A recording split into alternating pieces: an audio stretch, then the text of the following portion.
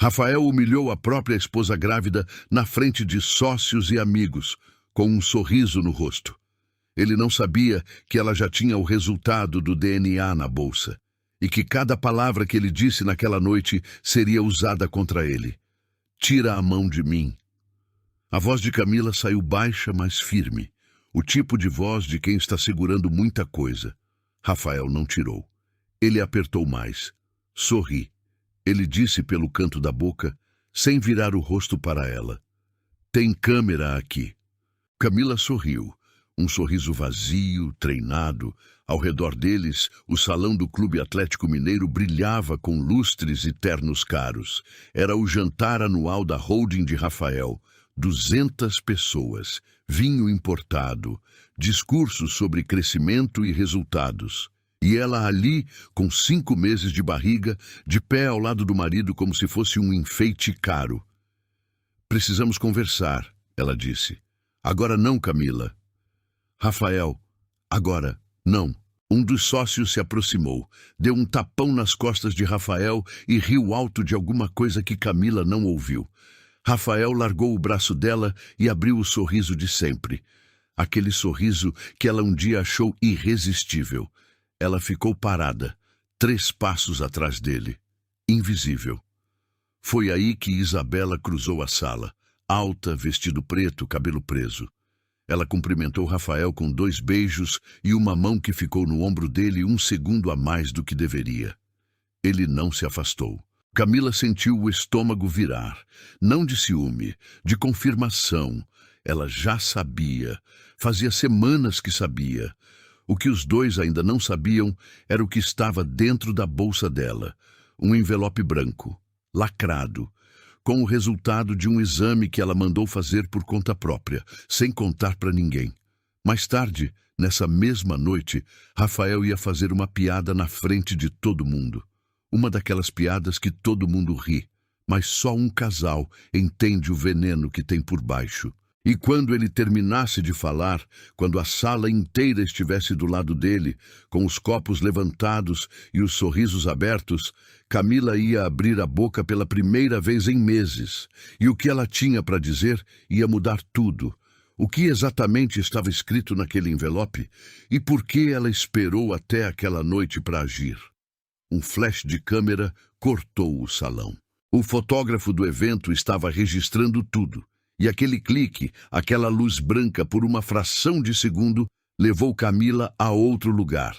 Outro jantar, outro vestido, outro Rafael. 3 anos atrás. Eles tinham acabado de chegar de Gramado. Viagem surpresa que Rafael organizou sem avisar. Arruma uma mala pequena. A gente vai agora. Ela tinha rido tanto que chorou. Na volta, ele ficou olhando para ela no aeroporto e disse: Você é a pessoa mais fácil de amar que eu já conheci na vida. Ela tinha acreditado. 2 meses depois, pedido de casamento. Simples, sem joelhos no chão, sem muita encenação. Os dois na varanda do apartamento dele, pizza aberta na mesa, ele virou e falou: Quero que você seja minha família, do jeito que for. Ela disse sim antes de ele terminar a frase. Esse era o Rafael que ela tinha escolhido. O clique de uma notificação no celular dele, no banheiro de casa, numa terça à noite. Ela não queria ver.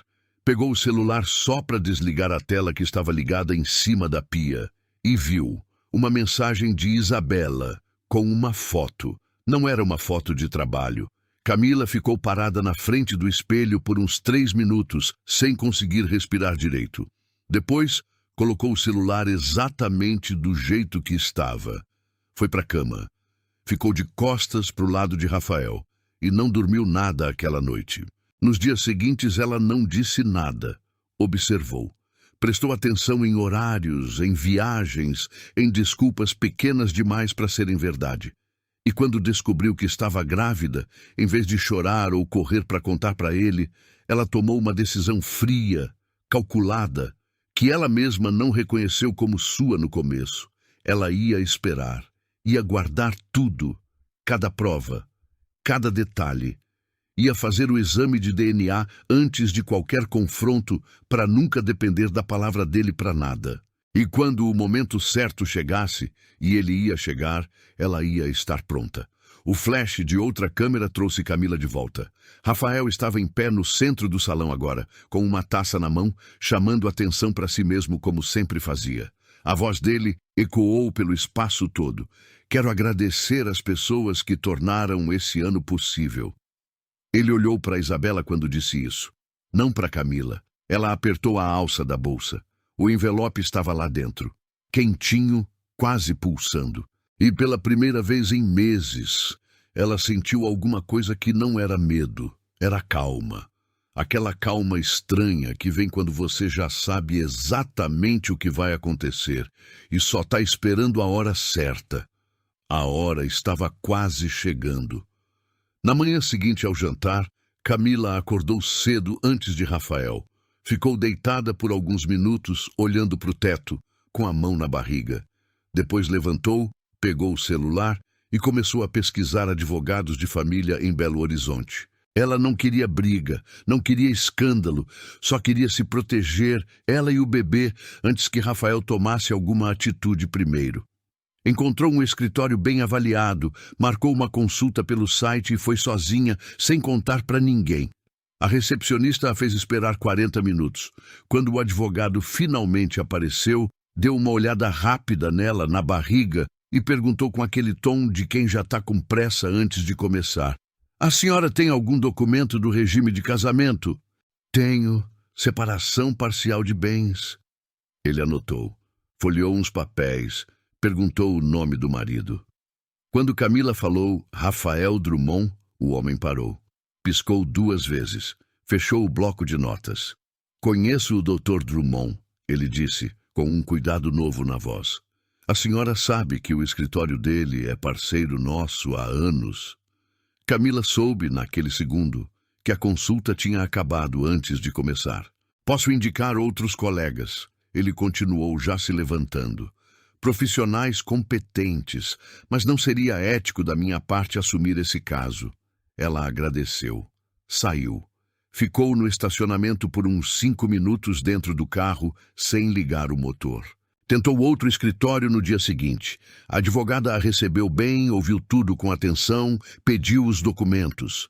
Mas no dia que Camila voltou com a papelada, a mulher estava diferente. Mais fria, disse que havia um conflito de agenda e que não poderia seguir com o caso. 2 escritórios, 2 não, em menos de 1 semana. A rede de Rafael era mais larga do que ela imaginava. Ela saiu do segundo escritório com as mãos levemente trêmulas, tentando parecer normal para qualquer um que estivesse olhando. Por dentro, estava entendendo, devagar e com peso, que não ia ser fácil. Que ele já tinha construído muros em lugares que ela nem sabia que existiam. Foi numa quinta-feira que Dona Marlene ligou. Camila, precisamos conversar, sem Rafael, só nós 2. A sogra morava num apartamento no Lourdes, daqueles com porteiro de terno e elevador silencioso. Camila foi porque recusar seria pior. Dona Marlene estava na sala com café já passado e uma postura de quem não veio para a conversa. Senta, Camila sentou. Você sabe que eu nunca fui contra você. A mulher começou, cruzando as mãos no colo. Mas meu filho me contou o que está acontecendo e eu quero te ajudar a sair disso com dignidade. Sair disso como? Dona Marlene abriu uma pasta que estava sobre a mesa de centro. Empurrou na direção de Camila. Esse é um acordo simples. Separação consensual. Você recebe pensão até o bebê completar 2 anos, mais uma quantia única em dinheiro. Em troca, abre mão dos direitos sobre a empresa e não faz nenhum tipo de declaração pública. Camila olhou para o papel. Depois olhou para a sogra. Quantia única de quanto? 150 mil. Silêncio. 150 mil reais para eu sumir e ficar quieta. Para você recomeçar com tranquilidade, Dona Marlene corrigiu, com aquele tom adocicado que escondia aço. Você é nova, Camila. Tem toda a vida pela frente. Não precisa se desgastar num processo longo e humilhante. E se eu não assinar? A mulher não respondeu de imediato. Pegou a xícara de café, tomou um gole pequeno. Meu filho tem advogados muito bons. E ele tem provas de que você sabia do comportamento dele e ficou quieta por interesse financeiro.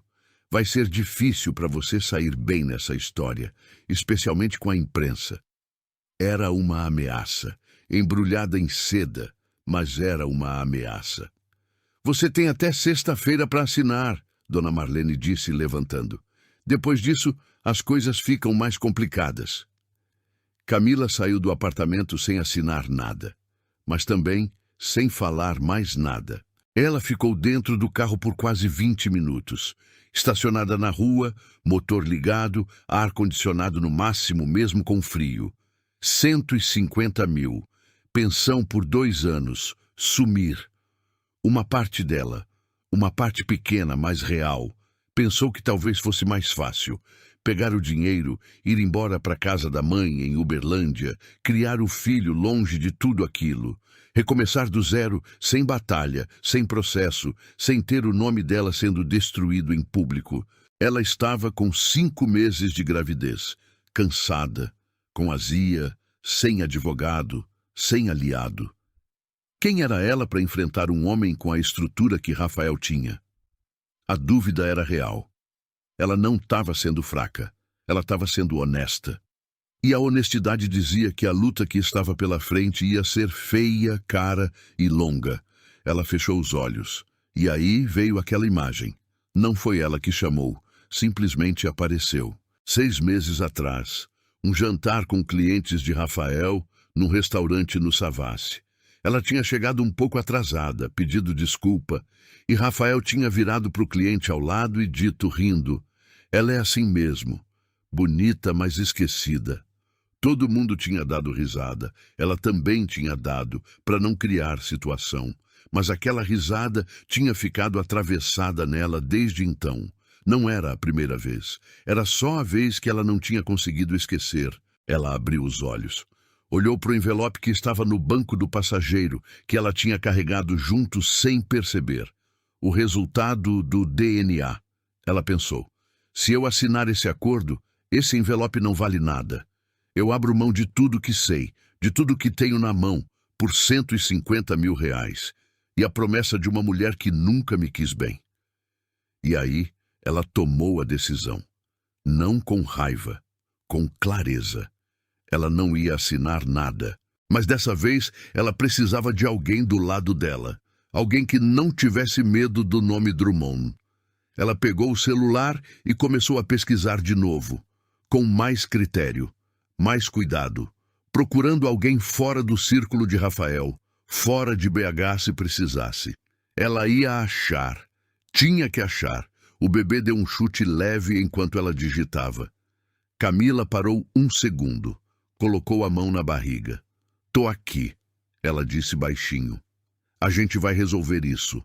O jantar de comemoração dos 10 anos da holding de Rafael foi num sábado à noite, num espaço alugado no Belvedere. Teto alto, iluminação quente, nome da empresa projetado na parede do fundo. Tinha umas 130 pessoas, parceiros, investidores, fornecedores. O tipo de evento onde todo mundo aparece sorrindo porque todo mundo precisa de alguma coisa. Camila foi porque Rafael disse que seria estranho ela faltar. É uma data importante. Você é minha esposa. Ela foi, de vestido azul escuro, cabelo preso, barriga já aparecendo com clareza. A noite começou bem, na superfície. Cumprimentos, abraços, pessoas perguntando da gravidez com aquele entusiasmo um pouco exagerado de quem não sabe mais o que dizer. Camila respondia com leveza, se mantinha presente, bebia água enquanto todo mundo bebia vinho. Foi na hora dos discursos que começou. Rafael pegou o microfone por volta das 9h30. Ele era bom nisso, falar em público com aquela mistura de seriedade e humor que fazia as pessoas gostarem dele sem saber exatamente por quê. 10 anos é tempo suficiente para aprender que nem tudo que parece ser investimento é investimento de verdade, ele disse, com aquele sorriso de lado. Às vezes, o que parece uma boa oportunidade é só alguém querendo participar dos seus resultados sem ter colocado nada em risco. Algumas pessoas riram. Era uma fala sobre negócios, pelo menos na superfície. Mas Rafael olhou para Camila quando disse isso. Rápido! Uma fração de segundo. Mas ela viu. E duas mulheres na mesa ao lado dela viram também, trocaram um olhar discreto. Camila não reagiu. Segurou o copo de água com as duas mãos e ficou olhando para frente. Isabela chegou na mesa de Camila durante o coquetel que veio depois dos discursos. Veio sorrindo, com uma taça de espumante na mão, como se fosse uma visita casual. "Você tá bem?" Ela perguntou com aquela voz de preocupação que não convencia ninguém que prestasse atenção. "Estou, obrigada. Pergunto porque... não sei, você parece um pouco tensa." Isabela inclinou a cabeça. "Gravidez é pesado, especialmente quando tem muita coisa na cabeça, né?" Antes que Camila pudesse responder, um sócio chamado Henrique se aproximou dos dois lados. Cumprimentou Isabela com familiaridade e olhou para Camila com aquele tipo de simpatia forçada. "Camila, tudo certo? Rafael me falou que você está tendo uma gestação um pouco complicada, emocionalmente, sabe?" Ela sentiu o estômago apertar. "Rafael falou isso?" "Ah, ele está preocupado com você." Henrique ergueu as sobrancelhas. "É normal, né, essa fase?" Isabela concordou com a cabeça, séria, como se estivesse corroborando um diagnóstico. Camila entendeu o que estava acontecendo. Não era uma conversa, era uma construção. Tijolo por tijolo, a imagem de uma mulher instável, emocional, difícil, sendo montada na frente dos olhos de todo mundo, com um sorriso no rosto. Nas mesas ao redor, as conversas continuavam. Ninguém havia parado para defender Camila. Ninguém havia questionado nada. Ela ficou quieta por mais 40 minutos, observando, esperando. Mas quando ouviu Isabela dizer para outro grupo, em voz um pouco alta demais para ser acidente, que o Rafael está segurando muita coisa, a situação em casa não está fácil, alguma coisa em Camila decidiu que era o suficiente. Ela se levantou. Foi até onde Rafael estava, num grupo de 4 pessoas, e chegou com voz calma, mas audível. "Rafael, posso te pedir uma coisa?" Ele virou. Franziu levemente o senho. "Agora?" "Sim, agora. Quero que você pare de falar da nossa vida particular para essas pessoas." Ela disse com firmeza, sem gritar, sem tremer. "Seja lá o que você está contando, isso é entre nós." O grupo silenciou. Por uns 3 segundos, Rafael não disse nada. Havia algo no tom dela que ele não esperava. Uma das mulheres do grupo olhou para o chão, desconfortável. Camila sentiu por um instante que tinha funcionado, que o simples ato de falar tinha devolvido algo a ela. Então, Isabela apareceu do lado de Rafael com aquele timing perfeito demais para ser coincidência. "Gente, desculpa a interrupção," ela disse para o grupo, com leveza profissional. "Camila, precisamos entender uma coisa. Você trouxe documentos da empresa para casa esse mês, né? Rafael me pediu para confirmar com você." Era uma mentira, limpa, específica, lançada no momento exato. "Eu não trouxe nenhum documento. Tenho um e-mail aqui que diz o contrário." Isabela pegou o celular, fingiu verificar algo. Talvez seja um mal-entendido. O grupo voltou os olhos para Camila. A mulher que estava defendendo a própria dignidade agora parecia suspeita de outra coisa. A narrativa tinha virado de ponta cabeça em menos de 20 segundos. Rafael não disse nada. Não defendeu Camila. Só olhou para ela com aquela expressão de quem lamenta, como se ela tivesse confirmado tudo o que ele havia dito antes. Foi quase meia-noite quando Rafael pegou o microfone de novo. Disse que queria fazer um brinde final, agradeceu os sócios, agradeceu a equipe, e aí, com uma pausa calculada, virou o rosto para onde Camila estava sentada e disse: "Quero também falar sobre honestidade, que é a base de qualquer relação, seja profissional ou pessoal." Ele fez uma pausa. "Às vezes a gente só descobre o valor disso quando é testado de verdade. quando alguém tenta te convencer de uma versão da realidade que não bate com os fatos. Risos baixos, murmúrios. Inclusive, ele continuou com o sorriso estável. Eu já solicitei um exame de DNA, porque homem nenhum nessa sala precisa aceitar uma história só porque alguém diz que é verdade. O silêncio que caiu foi diferente dos outros silêncios da noite. Esse pesou. Algumas pessoas olharam para Camila, outras desviaram o olhar, envergonhadas de estar ali. Um homem na mesa do fundo colocou o copo devagar, como se qualquer barulho fosse inadequado. Camila sentiu as bochechas queimarem. O coração acelerou, mas ela não se mexeu, não chorou, não saiu correndo. Ela ficou sentada, com as mãos no colo, olhando para o marido. E quando o silêncio já estava insuportável, quando Rafael levantou a taça como se o assunto estivesse encerrado, ela abriu a boca. A voz saiu baixa, mas o salão estava quieto o suficiente para todo mundo ouvir.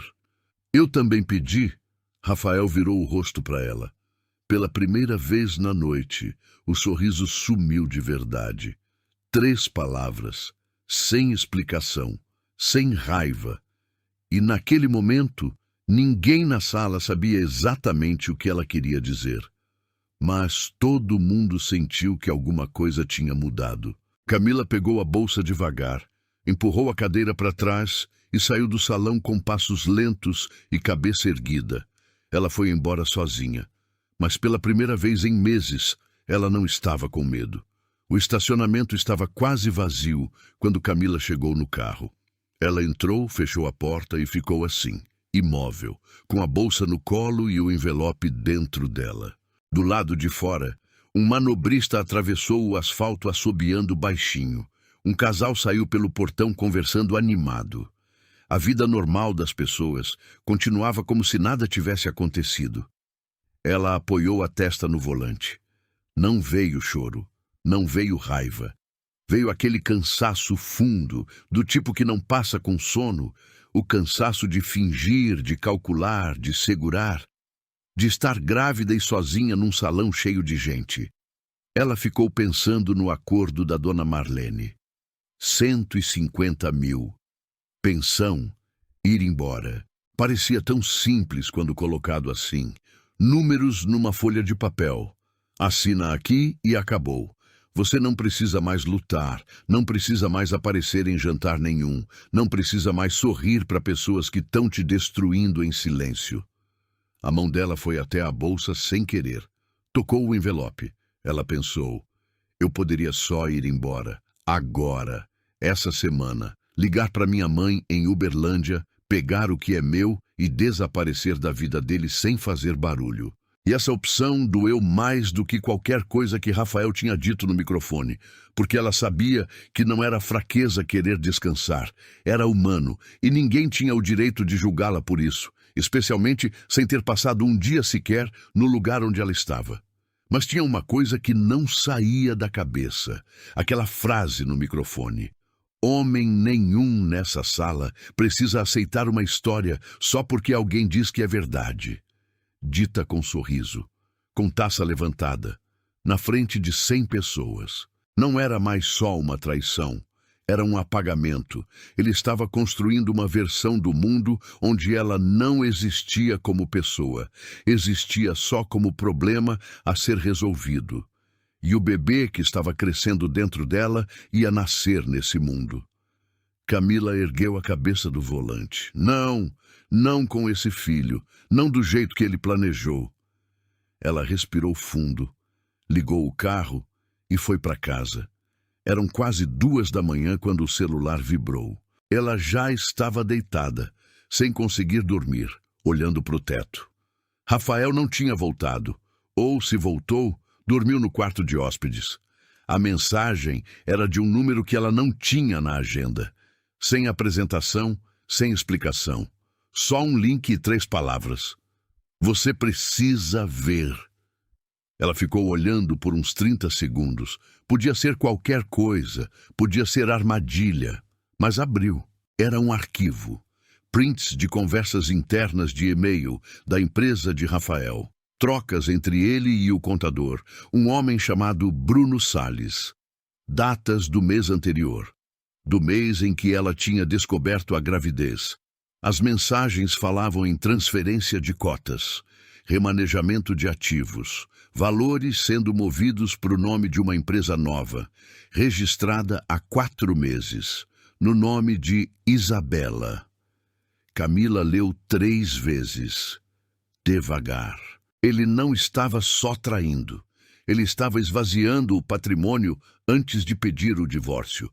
Cada bem que sairia da partilha, sumindo aos poucos, transferido para fora do alcance dela, enquanto ela estava grávida e distraída tentando sobreviver emocionalmente.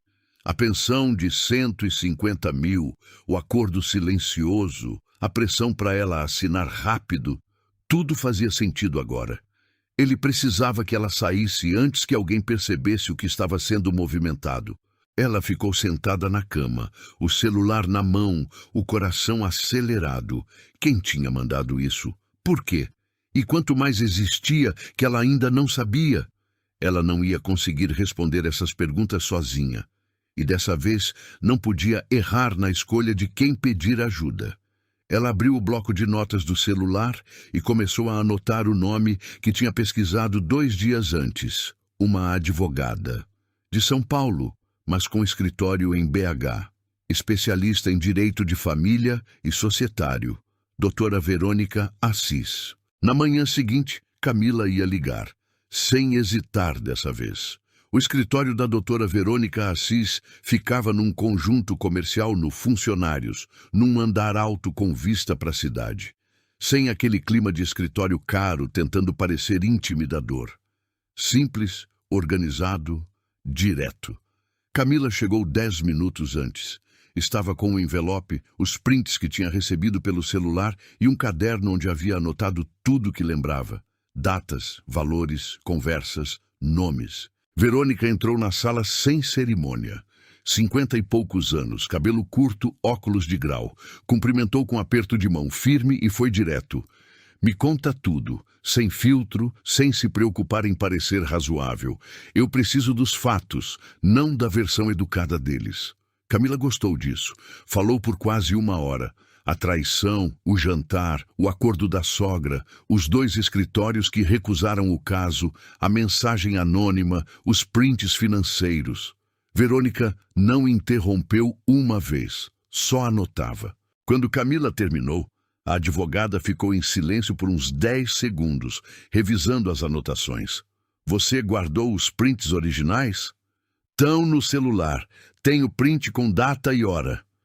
O envelope do DNA você abriu?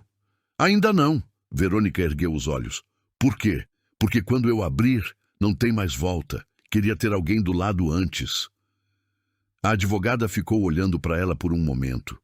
Depois fez um aceno leve com a cabeça, como quem reconhece uma jogada bem pensada. Você pensou certo. Ela fechou o caderno. Olha, eu já vi casos complicados. Marido rico, rede de proteção, advogados por todos os lados. Já perdi alguns, mas o que você tem na mão, se for o que parece ser, é diferente. Ela pausou. Eu pego esse caso, mas você vai ter que confiar no meu ritmo, sem movimento precipitado, sem confronto antes da hora. Combinado? Combinado. Então vamos destruí-lo do jeito certo. 3 dias depois, Verônica ligou pedindo que Camila fosse ao escritório com urgência. Quando chegou, havia uma pasta nova sobre a mesa. Verônica abriu sem rodeios. Contratei um contador independente para analisar os prints que você recebeu. Ele confirmou o que eu suspeitava. Ela virou algumas páginas. Nos últimos 6 meses, Rafael transferiu quase 2.300.000 reais em ativos para uma holding nova. Essa holding está no nome de Isabela como sócia majoritária, mas o endereço fiscal é o mesmo escritório da empresa dele. Camila ficou olhando para o papel. Ele criou uma empresa para esconder patrimônio. Exatamente. E o timing não é coincidência. As primeiras movimentações começaram 3 semanas depois que você descobriu a gravidez. Verônica bateu levemente o dedo na mesa. Ele soube que a situação ia complicar e começou a se proteger antes de qualquer confronto. A raiva que Camila sentiu não foi aquela raiva quente, de choro e grito. Foi uma raiva fria, densa, do tipo que clareia a cabeça em vez de embaralhar. E a pensão que a mãe dele ofereceu, Camila disse devagar, 150 mil, era uma fração do que ele estava tirando enquanto me pedia para assinar. Menos de 10%. Verônica a olhou direto. Ele apostou que você não ia descobrir a tempo. Camila respirou fundo. O que a gente faz com isso? A gente guarda, por enquanto. A advogada fechou a pasta. Porque isso sozinho prova irregularidade financeira. Mas para você ganhar tudo que tem direito, partilha justa, guarda, indenização por dano moral, a gente precisa de mais. A gente precisa que ele se exponha, publicamente. Camila entendeu onde Verônica estava chegando. A reunião de sócios, ela disse. Ele tem uma reunião trimestral daqui a 2 semanas. A advogada sorriu pela primeira vez desde o início da conversa. Agora você está pensando como eu. Nos dias seguintes, o plano foi tomando forma. Verônica contactou o contador independente, um homem chamado Cláudio, que aceitou servir como testemunha técnica. Camila abriu o envelope do DNA na presença da advogada.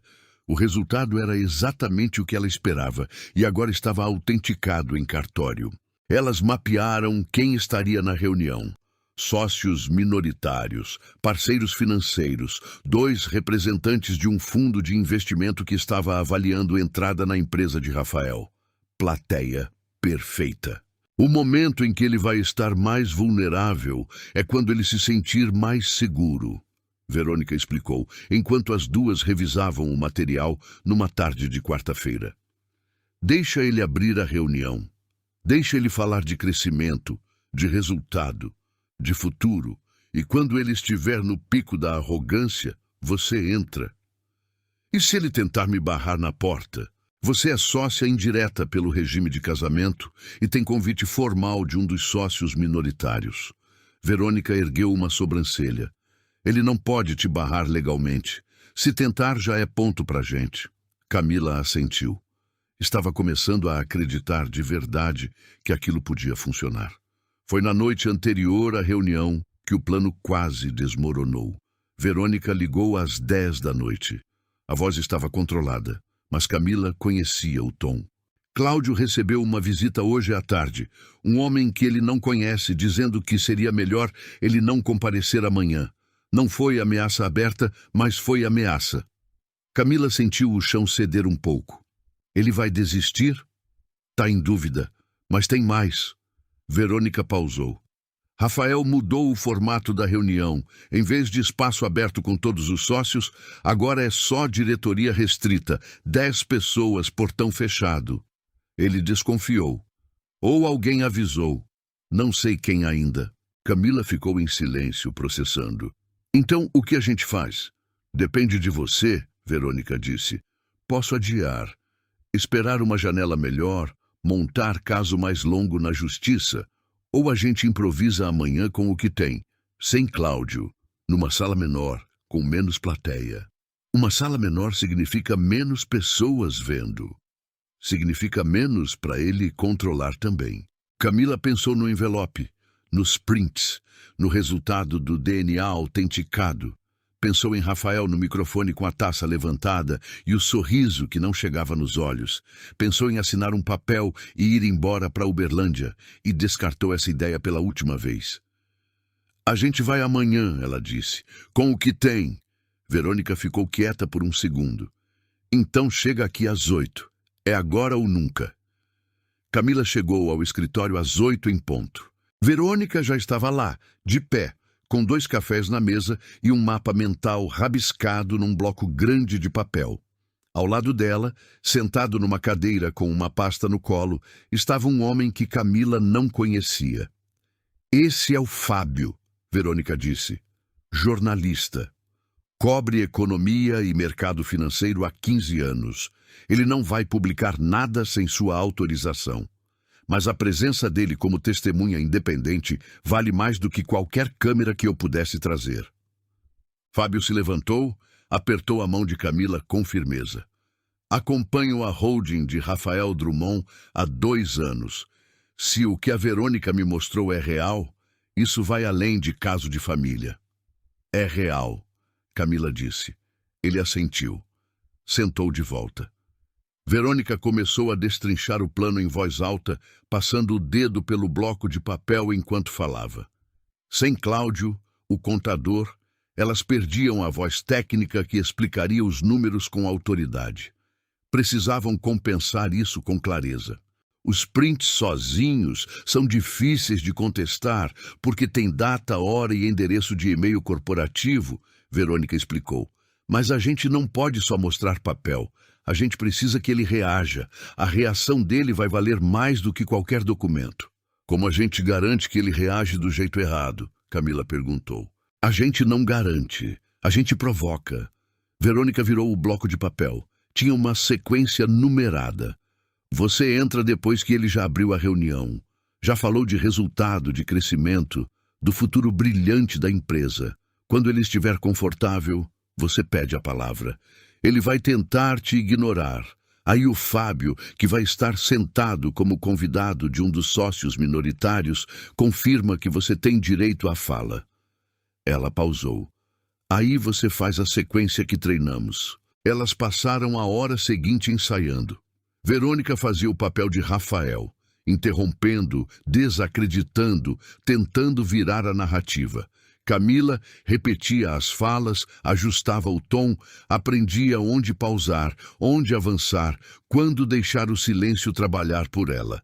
Não era um roteiro decorado, era uma lógica, uma ordem de apresentação que tornava cada negativa de Rafael mais incriminatória do que a anterior. Se ele negar o documento A, você apresenta o B, Verônica disse. Se ele disser que o B é falsificado, o Fábio confirma a fonte independente. Se ele tentar sair, você já terá dito o suficiente para que ninguém naquela sala consiga fingir que não ouviu. Camila respirou fundo. E o resultado do DNA? Esse fica por último. É a virada final. Verônica a olhou firme. Não gasta cedo. Deixa ele se enforcar com as próprias palavras primeiro. Às 11 da manhã, o celular de Verônica vibrou. Ela leu a mensagem. Não disse nada por uns 3 segundos. Rafael mudou o local. A reunião não é mais no escritório dele. É no clube dos diretores, no centro, salão privativo, acesso por convite nominal. Fábio franziu o senho. Convite nominal significa que o meu nome não vai estar na lista. Exatamente. Verônica jogou o celular na mesa com mais força do que pretendia. Alguém avisou ele que alguma coisa estava errada. Camila ficou de pé, parada na frente da janela. Lá embaixo, o BH seguia normal. Trânsito, buzina, gente andando apressada. Quem tem convite nominal para essa reunião? Ela perguntou. Os 10 diretores e 2 representantes do fundo de investimento. Verônica cruzou os braços. Sem acompanhantes. E a esposa do presidente da holding? Camila virou. Ela entra ou não entra? Verônica abriu a boca, fechou, pensou. Não existe protocolo que impeça legalmente a entrada de uma cônjuge num evento societário aberto a convidados externos. Ela disse devagar. Se você chegar junto com o convite de um dos diretores que está do seu lado e Rafael tentar te barrar na entrada na frente dos representantes do fundo, ele vai parecer exatamente o que é. Alguém com algo a esconder. Isso. Fábio se levantou. Eu consigo entrar como assessor de imprensa de um dos representantes do fundo. Tenho contato com um deles. Deixa comigo. Os 3 ficaram em silêncio por um momento, cada um processando. Depois, Verônica pegou a pasta, bateu levemente na mesa e disse: Todo mundo sabe onde fica o clube dos diretores. Camila pegou a bolsa. O envelope estava lá dentro, junto com os documentos, junto com tudo que ela havia guardado por semanas, enquanto fingia que estava bem. Sei, ela disse. Então a gente se encontra lá. separados, sem aparecer juntos antes da hora. Verônica colocou os óculos. Você entra primeiro. Fica calma. Espera ele se sentar no trono dele. Camila assentiu. E aí? Verônica abriu a porta do escritório para ela. Aí você lembra de tudo que ele fez enquanto você ficava quieta e usa cada segundo disso. O clube dos diretores tinha aquele cheiro de lugar antigo e importante. Madeira envernizada, ar-condicionado, regulado na temperatura exata do conforto. Silêncio de quem está acostumado a ser ouvido. O salão privativo tinha uma mesa longa no centro, cadeiras estofadas, copos d'água já servidos, 10 diretores, 2 representantes do fundo, e Camila, sentada numa cadeira lateral, que ninguém havia questionado por que ela tinha chegado ao lado do diretor Maurício, o único da mesa que sabia de tudo. Rafael entrou às 14 horas em ponto, terno cinza escuro, gravata bordô, aquela postura de quem nunca precisou pedir licença para entrar em lugar nenhum. Cumprimentou cada um com aperto de mão e nome, de memória, como fazia sempre. Quando chegou em Camila, pausou meio segundo. Os olhos apertaram levemente, mas não disse nada. Só seguiu em frente. Ele não ia criar cena antes de precisar. Esse era o jeito dele. A reunião começou com o relatório trimestral. Rafael na cabeceira, slides projetados na parede, voz firme e números alinhados. Ele era bom nisso. Transformar planilha em narrativa, fazer gráfico parecer conquista pessoal. Crescimento de 18% em relação ao mesmo período do ano passado, ele disse, batendo levemente o dedo na mesa. Isso não acontece por acaso. Acontece porque as decisões certas foram tomadas na hora certa, por pessoas certas. Olhou para os representantes do fundo enquanto dizia isso. Eles anotavam. Temos novos projetos em estruturação que vão ser apresentados formalmente no próximo trimestre. Posso adiantar que o volume de captação previsto é o maior da história da empresa. Ele abriu um sorriso. E para quem ainda tem dúvida sobre a solidez dessa operação, os números estão aí, transparentes, como sempre foram. Transparentes. Camila olhou para a mesa. Respirou pelo nariz. Fábio estava sentado 3 cadeiras à direita dela, de paletó, com um crachá de assessoria que ninguém havia questionado. Quando ela ergueu levemente os olhos, ele fez um aceno quase imperceptível. Rafael abriu a palavra para perguntas. 2 diretores falaram sobre prazos. Um representante do fundo perguntou sobre exposição cambial. A reunião seguia o roteiro de sempre. Então, Camila colocou a mão na mesa e disse, com voz clara, "Posso fazer uma pergunta?" O silêncio foi imediato. Rafael virou o rosto para ela com uma calma que custou alguma coisa. "Esse não é o espaço adequado, Camila." "É o espaço adequado, sim," Maurício disse ao lado dela sem levantar a voz. "Ela tem legitimidade para estar aqui." Rafael olhou para Maurício, depois voltou para Camila. A mandíbula estava travada. "Pode falar," ele disse. O tom era de quem concede um favor. Camila abriu a pasta que estava no colo. Tirou 3 folhas grampeadas e colocou sobre a mesa, empurrando na direção do centro. "Esse é um relatório preparado por um contador independente, o Dr. Cláudio Meirelles, CRC ativo, sem vínculo com nenhuma das partes aqui presentes." Ela falou devagar, sem pressa. Ele analisou movimentações financeiras da holding nos últimos 8 meses. O que ele encontrou foi a transferência de R$2.300.000 em ativos para uma empresa chamada IB Participações, registrada há 6 meses com sede no mesmo endereço fiscal dessa holding. Murmúrio baixo na mesa. Rafael não pegou o papel, só olhou para ele. Isso é uma acusação sem fundamento trazida por alguém com interesse direto em desestabilizar essa empresa num momento estratégico. A voz estava controlada, mas havia algo diferente nela agora. Uma dureza que não era confiança, era contenção. A IB Participações é uma estrutura societária legítima criada para a otimização tributária. Qualquer advogado aqui vai confirmar que isso é prática comum. Talvez, Fábio disse do lugar onde estava sentado, devagar, sem drama. Mas prática comum não costuma envolver o nome da sócia pessoal do presidente como titular majoritária. Rafael virou o rosto para ele. Quem é você? Fábio Nunes, assessoria de imprensa do Grupo Vértice Capital.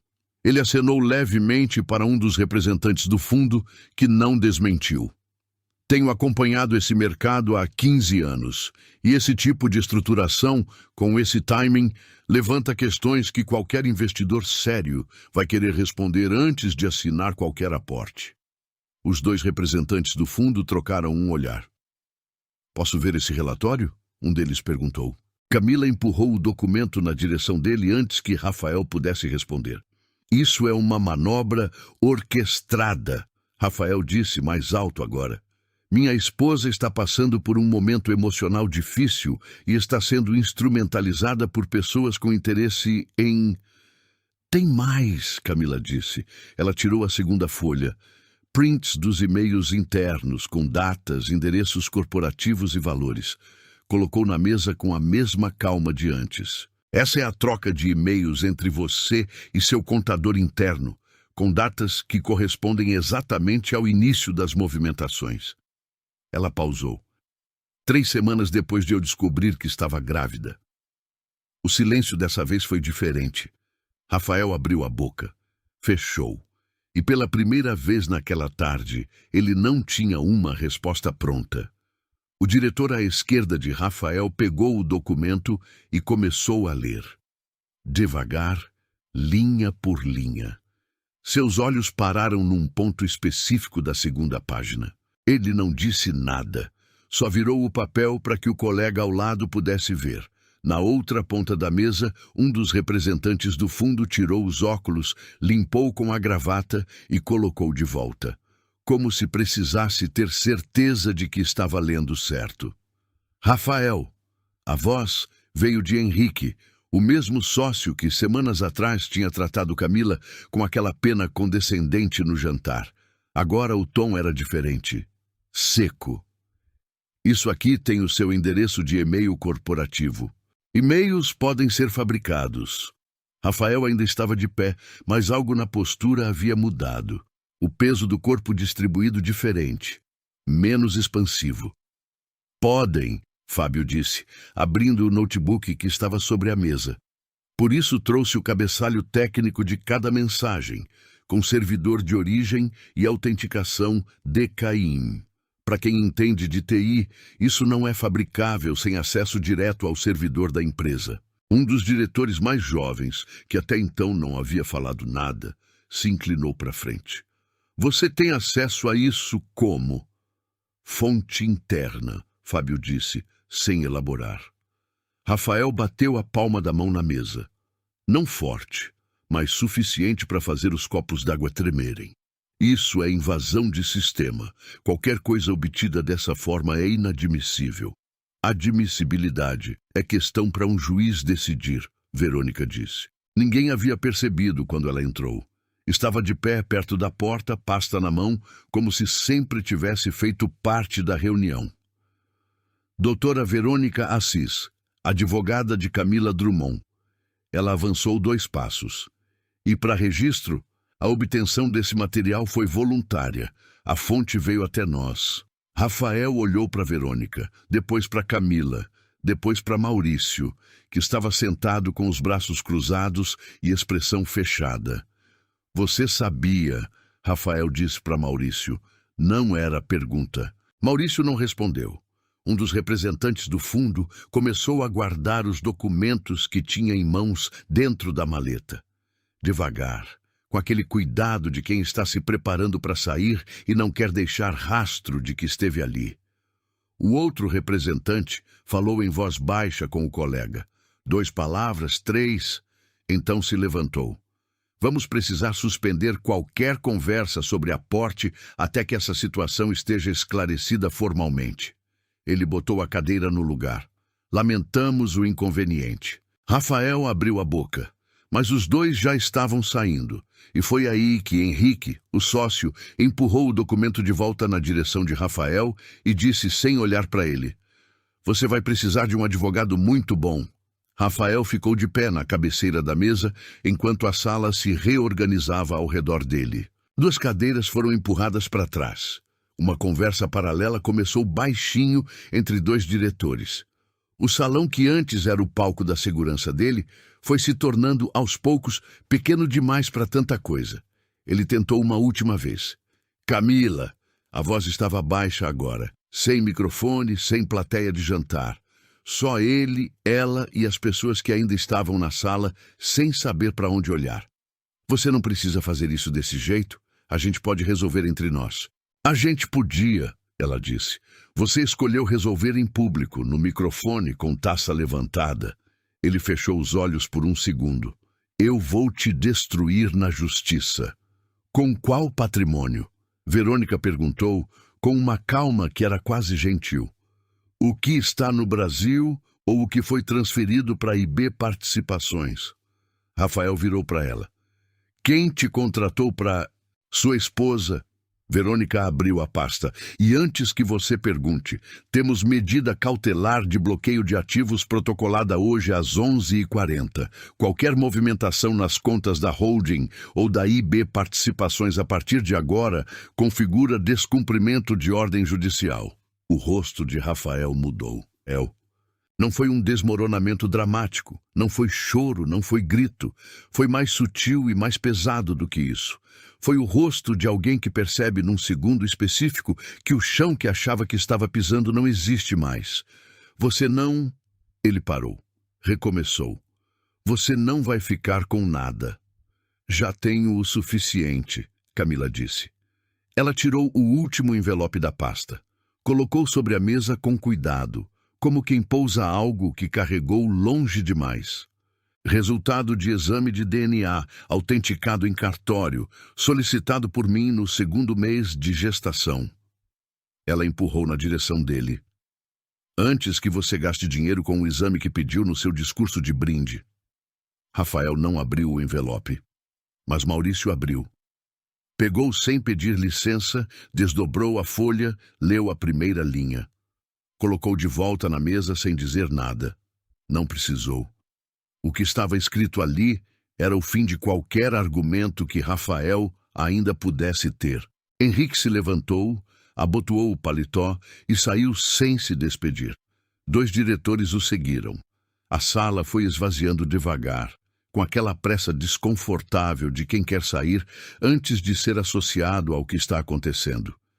Isabela, que havia entrado silenciosamente pelo fundo da sala minutos antes, saiu pela mesma porta sem ter dito uma palavra sequer. Rafael ficou de pé na cabeceira de uma mesa quase vazia. Verônica se aproximou e colocou um segundo documento na sua frente. "Notificação extrajudicial. Você tem 72 horas para constituir advogado. Recomendo que não perca tempo." Ele não respondeu. Camila pegou a bolsa, ajeitou a alça no ombro e olhou para ele uma última vez. Não havia raiva no rosto dela, não havia triunfo. Havia só o cansaço de quem finalmente pousou um peso que carregou longe demais. Ela saiu, sem correr, sem olhar para trás. E o silêncio que ficou naquela sala foi o tipo de silêncio que não tem resposta. O corredor do clube dos diretores estava vazio quando Camila saiu do salão. Ela caminhou devagar, passando pelo espelho largo perto da escada. Parou um segundo, olhou para a própria imagem.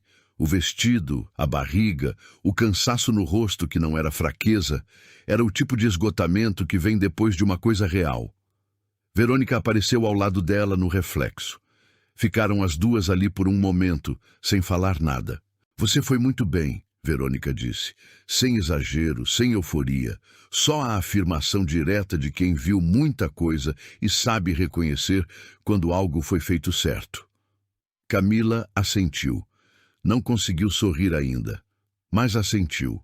Elas desceram juntas, saíram pelo portão principal.